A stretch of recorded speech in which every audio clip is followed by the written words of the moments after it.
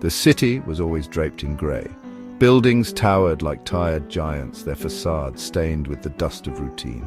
The people moved like clockwork, their lives dictated by schedules. Each day echoed the last, predictable and dull. It was a city that hummed with the quiet murmur of conformity, a city of whispers. The air hung heavy with unspoken rules. Don't stand out, don't feel too much, blend in. These were the unspoken commandments that governed every aspect of life. Emotions were kept behind closed doors, hidden away like shameful secrets. The citizens of the City of Whispers had forgotten what it meant to truly live. They merely existed. Every morning the sun rose over the eastern hills, painting the sky in a pale, washed-out pink. But within the city walls the colour seemed to vanish, absorbed by the pervasive greyness.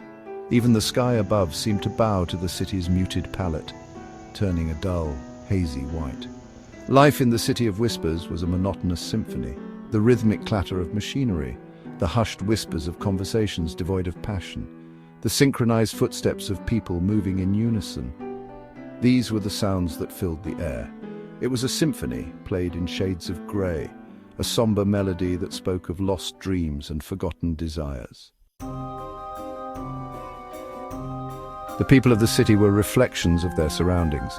Their clothes were variations of grey, their expressions carefully neutral. They moved with a practiced anonymity, their individuality swallowed by the crowd.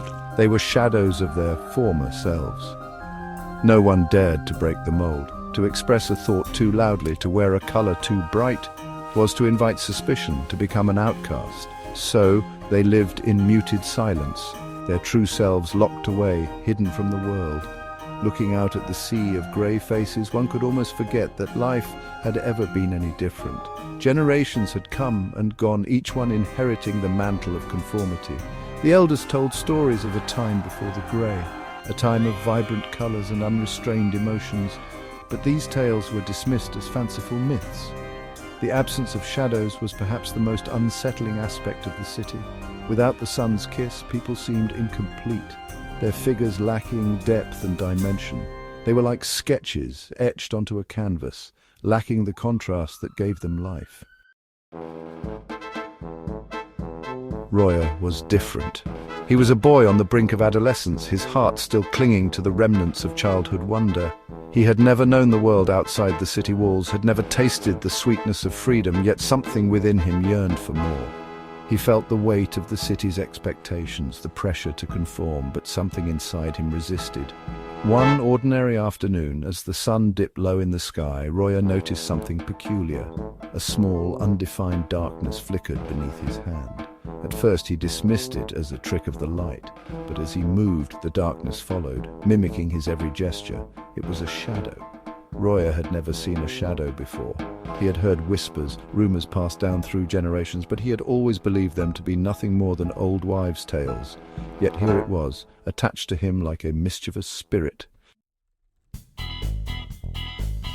The shadow was playful, a constant companion that danced around Roya's feet. It stretched and contorted, taking on strange and fantastical shapes. Sometimes it resembled a playful puppy, its tail wagging with an enthusiasm that made Roya smile. Other times it morphed into a fearsome dragon, its shadowy wings spread wide. Roya was both fascinated and terrified by his new companion. He tried to ignore it, to pretend it wasn't there, but the shadow had a life of its own. It tugged at his sleeve, urging him to play. It danced in front of him, its silent laughter echoing in his ears. The shadow was a constant reminder of Roya's difference. It set him apart from the other children who looked at him with a mixture of curiosity and fear. He knew that if the elders ever found out about his shadow, they would take it away from him, lock it up, and throw away the key. Section 5. A secret to keep. Roya became a master of disguise. He walked with a stoop, his shoulders hunched, trying to blend in with the crowd. He avoided the sunlight, seeking refuge in the shadows of buildings where his own shadow was less noticeable. His secret became a burden, a weight he carried on his young shoulders. He tried to explain the shadow to his parents, but they dismissed it as childish fancy. "There are no such things as shadows," his mother said, her voice flat and devoid of emotion. "Don't be silly, Roya." His father, a man worn down by years of conformity, merely shook his head and went back to reading his regulation-approved newspaper. Roya retreated further into himself, his only solace the company of his shadow. He confided in it, sharing his hopes and fears, his dreams of a world beyond the grey. The shadow listened patiently, its silence more comforting than any words could be. It was his only friend, his confidant in a world that didn't understand. One morning, Roya woke to an unsettling emptiness. He reached for his shadow, but it was gone. He searched his room, his heart pounding in his chest, but it was nowhere to be found. The playful companion that had become an extension of himself had vanished. Panic surged through him. He raced through the empty streets, his bare feet slapping against the cold pavement. He called out for his shadow, his voice echoing through the silent city, but there was no answer. He felt a profound sense of loss, as if a part of him had been ripped away. For the first time in his life, Roya felt truly alone. The city, once a prison, now felt like a vast, empty wasteland. Without his shadow, he was incomplete, a sketch without depth or dimension. He had to find it.